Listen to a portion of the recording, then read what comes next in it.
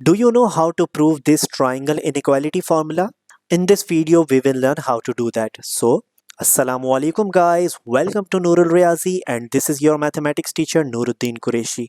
And in this video, we will deep dive into our triangle inequality formula and prove it. So let's start with our statement of the triangle inequality formula. It states that the third side of a triangle is always less than the sum of other two sides. Now this is the upper cap of the third side. That means the largest length of the third side will be less than the sum of two other sides. And for the lower cap, it should be greater than their absolute difference. So a third side will be less than the sum of two sides and greater than their difference.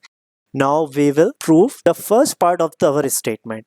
So we have a triangle with three sides A, B and C. So in order to find out the maximum length for our side C, we have to turn our side B anti-clockwise. So if we turn this side anti-clockwise, so the length of side C will increase and we will see how maximum it can go. So turning it counterclockwise, so it will become like this.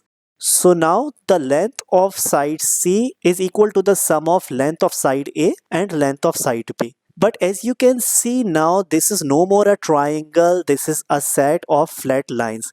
So now since it is not a two-dimensional figure anymore, so for that we have to restrict our side C to be less than the sum of A and B. Otherwise it will become a flat line. So the length of side C should be less than the sum of length of side A and length of side B. So mathematically it can be given as like this, that the side C should be less than the absolute sum of A plus B. The absolute sign is showing that we have to always consider the positive number. So let's consider it as our first statement. So now let's move towards our second part of our statement, which is that the side C should be greater than their absolute difference. So now again considering the same triangle with sides A, B and C. So now in order to find out the minimum length of the C, we have to turn our side B to clockwise in order to find out the least length of C. Turning our side B clockwise, so it will be like this.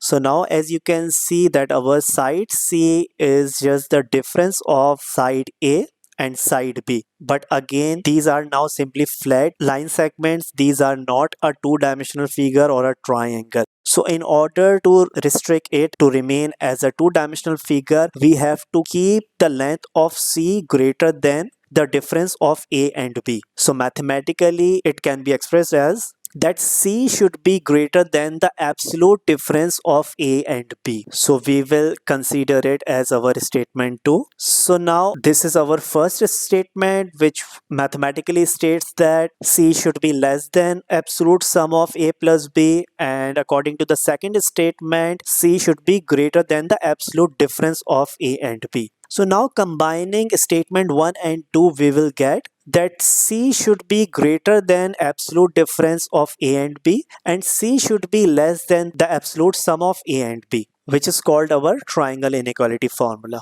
So in this way, we were able to prove our formula. I hope you liked our lecture. If yes, then do like our video, give your feedback in the comment section and share our video as much as possible.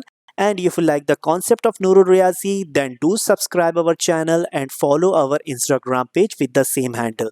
So see you guys in the next video.